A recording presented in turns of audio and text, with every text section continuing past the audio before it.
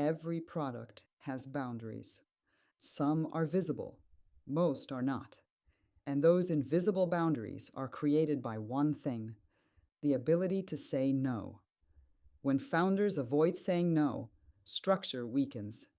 Not dramatically, not in one decision, but gradually.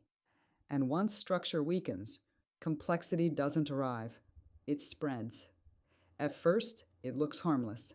One extra feature, one extra role, one small adjustment. Nothing feels broken. That's the dangerous part. Because architecture rarely collapses loudly, it erodes quietly.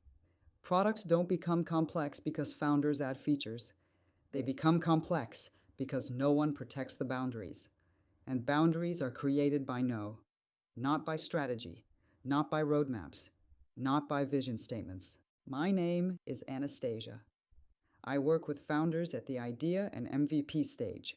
Before products become heavy, before features multiply, before tools take the blame, my role is simple: to see where decisions are avoided, where responsibility starts to blur, and where products quietly lose their shape long before they fail publicly. And this pattern repeats more often than people expect. Here's what actually happens when no one says no. First, priorities start shifting. What was optional becomes expected. What was temporary becomes structural. The product slowly reorganizes itself around requests instead of around decisions. Then, responsibility shifts. Founders stop saying, "I decided," and start saying, "the user wanted." That small language change signals something bigger. Ownership is leaking. And when ownership leaks, architecture follows. Eventually, there's a moment. The product feels heavy, harder to change, harder to explain, harder to scale. And founders think the problem is technical: the stack, the database, the performance. But the real problem started much earlier. It started the moment boundaries stopped being defended. Saying no is not aggression, it's structure. It's the act of protecting coherence. When you say no, you're not rejecting a user, you're protecting the system. Most founders think growth requires expansion.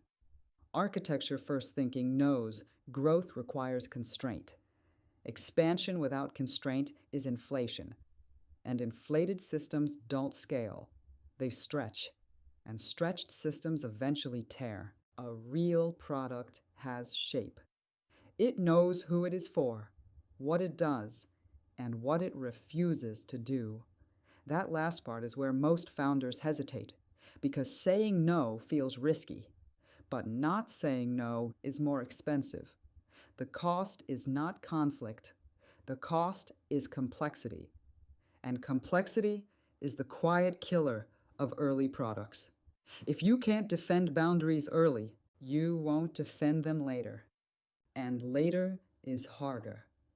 In the next video, I'll talk about what happens when founders try to scale a system that was never protected by real decisions.